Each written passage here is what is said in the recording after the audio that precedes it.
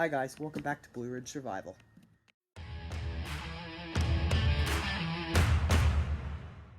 So what I'm going to show you today is what you could call my bug out bag, my bushcraft bag, my camping gear bag. Basically, survival bag. It's not completely done, I'm still trying to buy a few items for it. But as it is, it's almost completely finished and I wanted to show it to you now. Alright, I'll start with this section. So, this little section right here, the cloth section, is mostly just all the bigger stuff. So I have a hammock here, which will work for hanging up a tree in case you don't want to be around all the snakes and stuff like that. I've got a bandana thingy. I don't really know I have it. You could use it as a tourniquet, use it for a lot of things. It's also good for keeping off the sweat. I've got a normal bandana, which is good for collecting fine shavings from tinder. You can use it as a bandage in a pinch. It's useful for a lot of things. I've got a pair of socks, which is definitely you definitely need that. I've got a bunch of paracord, 40 feet, which I need more than that probably. I've got a shirt, extra shirt. I also need an extra pair of pants, which I can put in it at any time, but currently the bag is pretty small and I don't really have space. I also have some fingerless gloves, just in case your hands get kind of cold, but you still need to be able to work on stuff.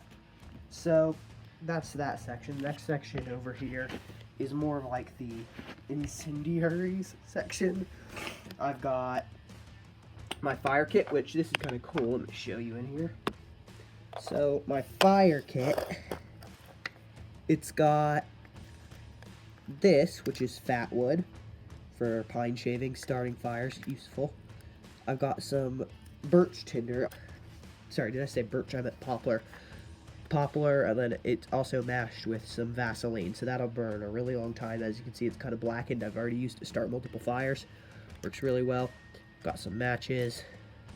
I've got this. That's a completely Vaseline soaked piece of cloth. So that's my fire kit. I can pretty much start most fires with that. And you might think it's a little excessive, but I do have a lot of fire starting things. So I have a normal Bic lighter, which works pretty well, just in case unless it gets below 0. I've got this plasma arc lighter, which is really cool. I could probably do a whole review on this itself. Look at that.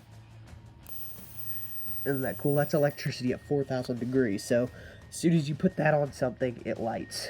It also doubles as a flashlight, which is pretty nice. A big ferro rod, which is a bayite rod. It was, I think, $16. Comes with its own striker. I've used it a lot. That's why it's worn down a decent bit. I've also got over here, that's my big rod. This is my small ferro rod. It's just a cheaper one. I don't know exactly what brand it is, but it's just a standard one. You can buy these a lot of places. Got orange paracord, good high visibility in case. Could probably use it for signaling. So that's my incendiary section right there. Next section up is the cooking section, and $5 is just in case you did find somewhere you could buy food. It's just enough to get you a little bit of food. I've got this Teflon no stick pan, which I don't like Teflon because it's slightly poisonous, but until I can get a better like cast iron one, that one will do in a pinch. I've got a homemade bush pot. Sure, this isn't the best looking, but I have cooked a lot on it and it works really well. You just get a tomato can, cut off the top, punch 2 holes on the side, and put a piece of like fencing wire. Works really well as a pan. Now this extra fencing wire is for hanging this thing, because if you hang it by rope, sometimes the rope will melt, especially if it's like paracord or something, or it will burn, depending how close it's to the fire, so that wire keeps it from doing that. Okay, so I've also got this aluminum half cup measurement, which you could use as a like small serving bowl. Like you could honestly cook on it, and you can pretty much eat out of that as like a little mini bowl. I've got a super tiny plate, aluminum plate. It has some ducks on it or whatever. It's got $5 on it now. And I've also got a fork, spoon, and a really large amount of tin foil, because you can cook in that. You can use it as a heat reflector. You can use it honestly probably for signaling, just not very well. I've also got a little bit more there, which is more shiny type. I've got some coffee, because none of this is useful unless you have coffee. or you'll just die the first week. So that's my cooking section, and to the right of it, you've got this small little section, the fishing section.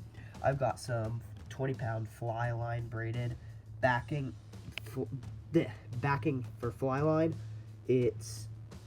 I didn't really care if it was fly line, but it was 99 cents at Goodwill, which was really good. So I just used it for my 20-pound test, because you need some high-pound test and some low-pound test. I've also got some Aberdeen hooks, Ozark Trail, cheap, very cheap, easy to get. I've also got some of these, which are pre-tied snelled hooks, a little bit bigger. And then I've got a ton of 4-pound line, which is probably, depending where you are, that's almost the biggest test line you'll need. Right below that, I've got this is just kind of a solitary thing. It's a med kit. You definitely need that, because if you're in the woods, you're not going to really have any help if you hurt yourself. This is my bagged stuff. It's kind of random, you could say. I've got water, which isn't bagged, I get it, but I've also got a lot of plastic quart bags. They're very useful for storing food, collecting water in, putting tinder in. Like, you just should have a few, at least. I've got some just random stuff, like a candle, which you can technically cook over, especially when they're a big one. Big beeswax candle, very steady flame, good heat. I've got some super glue, very good for closing wounds. Not that that's what I'm going to use it for, but you could use it for. You can also use it for just about anything, like fixing small breaks on tools and stuff like that. Got a coffee filter in there, good for filtering out chunks out of your water. This is my hygiene kit. It's just got all the basics like toilet paper, soap, deodorant. So, and then this is like basically ramen noodle that I can just toss in the pot with some water and boil up. Quick meal. Now that's this whole section here. Last section is like the cool section, kind of stuff that you guys, so far all this you probably could usually get. Stuff here is more like specialized bushcraft stuff, and this is cool stuff. So, let's start at the bottom. We've got some band-aids that's supposed to go with that. And you definitely should be able to get this.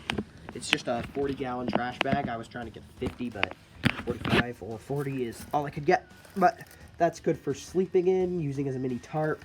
You might notice I don't have a tarp. It's because it's one of those things I need to buy. I've got some electrical tape. For some reason, I like that stuff so much. I use it so much on so many different things. Very useful. You could even use it as a first aid tape, almost. I've got a pen, which goes with my notebook over here, so you can just kind of write what happens. Down here, we've got a flashlight, because you probably just need a flashlight, obviously. Depending if... So, technically, I already have two, because I have that one and that one, but that one's nice to have. I've got this super cheap saw, which as soon as you see it, you guys are probably like, oh my goodness, that is the junkiest saw ever. I agree. But so far, it hasn't broken, and I've actually used it a lot, and it works. So, next thing I've got on the list is this hatchet, which is very essential. It's a very nice Gerber hatchet. I use it a lot, and it hasn't failed me. Fortunately, dinged up the blade on something when I was chopping wood. But overall, it's a nice hatchet. A little bit dirty. Probably need to clean it soon. Good hatchet. Good for chopping work. Not good for splitting, as you can see. It's very thin. I've tried to split wood with it, and it got stuck. So not very good for splitting, but very good for chopping work. So that's pretty useful. I've also just got a cheap little button compass as a supplement to my real compass, which is a World War II. I think that's what our grandpa said. This was his. I think it's a World War II compass. Really nice quality. Cool one. I've also got right here a keychain, which is just kind of random stuff that I got, but it's Bigfoot keychain, obviously, because if you don't know, I like Bigfoot. I do deal with it. I've got this Bigfoot keychain. It's got some tools on it, just random tool stuff on it. Then I've got this knife sharpener, which is, I can use it to sharpen my hatchet, and my knife, which I currently don't have. I need to buy one, which obviously that's a huge thing I need to buy, because you obviously need a knife. So yeah, I think that's it, other than my actual backpack, which I am now going to show you. It's about $42. It can hold all of this stuff pretty easily, which is pretty cool. There, that is it. It's got a good amount of pockets, which is nice, and it is pretty comfortable to wear. Got those pockets in that pouch, got that pouch, got this pouch, which is just a bunch of pockets, and then the last biggest pouch has pockets, but then it also has a little pouch in here, which you could use for carrying body armor, or I just put my tarp or plastic bag, trash bag in there because they're flat. So yeah, that's that.